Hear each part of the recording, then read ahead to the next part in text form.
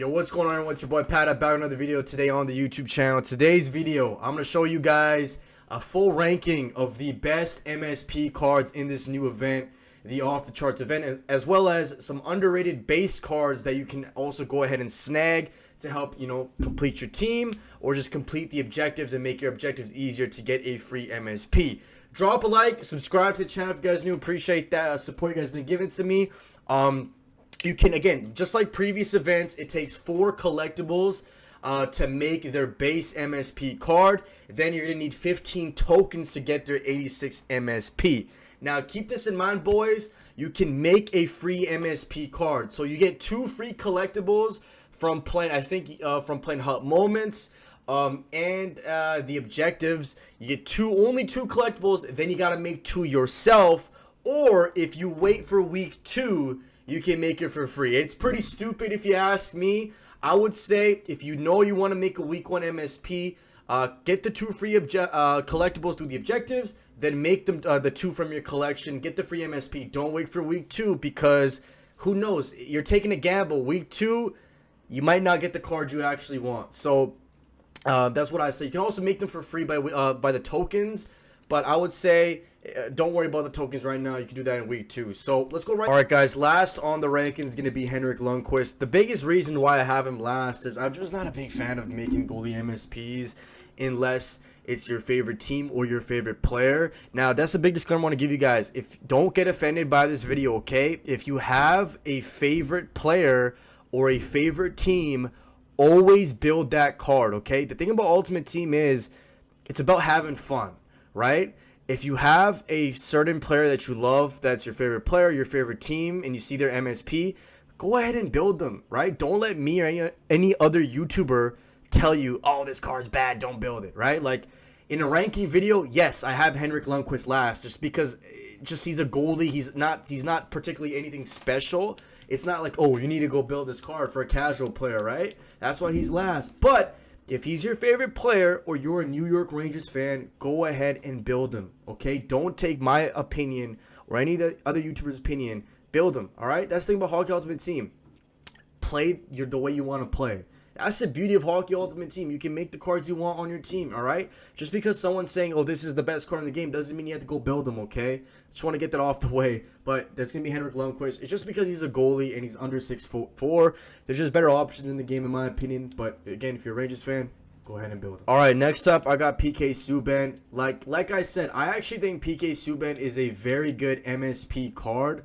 But compared to the top 3, I just don't think he's better than any 3 of them. He is close to getting number 3, but I do think David Pastrnak is slightly better than PK Subban.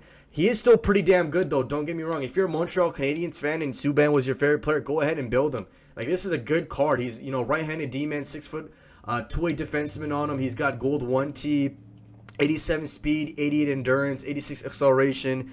Skating stats, I'll give it a 4 out of 5. Shooting stats, 4.5 out of 5. 81, 89, 83, 89 for his shot. 88 strength, 87 body checking. 88 offensive awareness, 90 stick checking. I actually think this is a very, very good PK Subban card.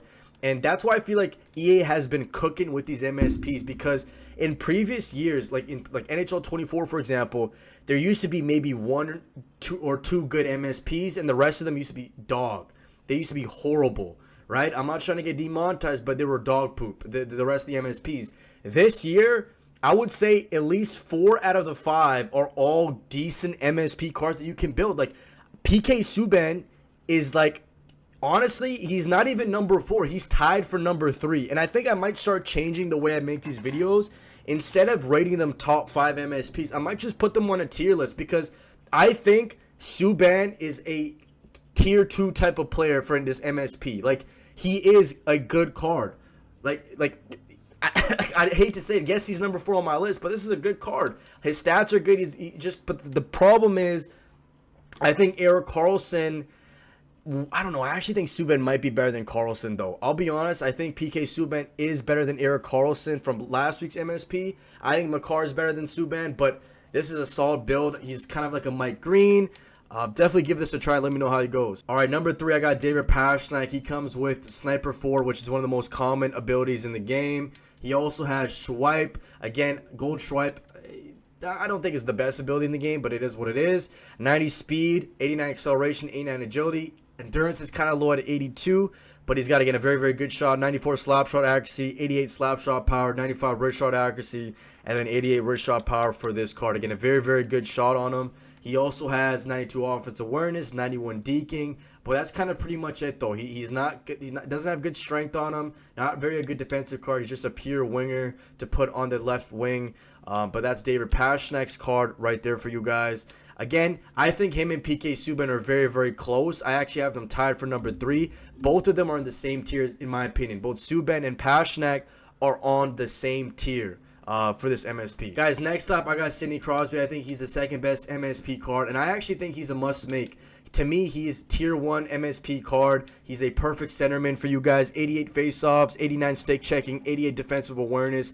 Everybody needs a good center, and I think everyone should try to get this card, even if it's going to take some things out of your collection. He's going to be on your team, even if he's not on your first or second line, boys. He will be on your third to fourth line for a while. He is going to be a very, very good card. Plus, in the future, you can probably trade in this Sidney Crosby for a better version of his MSP. He's got 88 speed, 88 acceleration, 88 agility. I think the skating stats are very good, especially with the slower gameplay this year. I think this is a very good card. Shot's fantastic as well. I think this is a must-make, in my opinion. A very good Sidney Crosby card that I think everybody needs to have on their team as a center spot. He's definitely in the tier 1 for this. Last but not least, easily the best MSP card is going to be Jay Bouwmeester. To me, if you're not going to be, if you only had to make one MSP card between him and Crosby, I would say go with Jay Bouwmeester.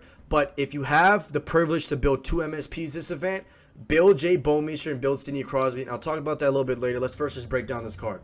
Jay Bouwmeester is a tank. 6'4", left-handed defenseman. He comes with defensive defenseman. If you already built Zdeno Chara as well from the last MSP, you're going to pretty much have 2 beasts on the left side. He also has gold shutdown, which is one of my favorite abilities in the game. 80 acceleration, 87 agility, 89 balance, 90 endurance, 90 speed. His skating stats with his height, 10 out of 10. Must make. Please build this card. This card is way better than Zdeno Chara from last week. Okay? I think Chara was a little bit overrated, and I actually take a responsibility for saying that. I told everyone to make Chara, and I think he was a little bit overrated. I admit that. I admit my mistakes. But I promise you guys, this card is not overrated. He is going to be overpowered. This Jay Bouwmeester card. He's got a great shot on him as well. 87 body checking, 87 strength, 89 stick checking, 93 defensive awareness. You need to make this card. Now, if you're a free-to-play user and you can only make one card because, you know, you get the free tokens and collectibles, I would say make Jay Bouwmeester. But my strategy would be this. Make both Bouwmeester and Sid the Kid. What you want to do here is, I would say, you get, again, it's going to take you 8 collectibles to make both of them, right? To get their base card. What I would do, get your 2 free collectibles, okay? 2 free collectibles, and then build 6 more by yourself. I know it's going to cost you a lot, but just trust me. Do that. Get both of them if you can, and then you don't even have to fully upgrade one of them. You can wait to upgrade them. Use your free tokens on Bouwmeester, and then, you know, whenever you have enough collectibles or collection items, then make Sidney Crosby fully. I just think both these cards are must-makes just because you get, number one, you get a good number 1 center, number 2 center, a good guy who can win penalty kill face-offs for you guys, power play face-offs, and then you get a very good defenseman who will probably be on your team for a while.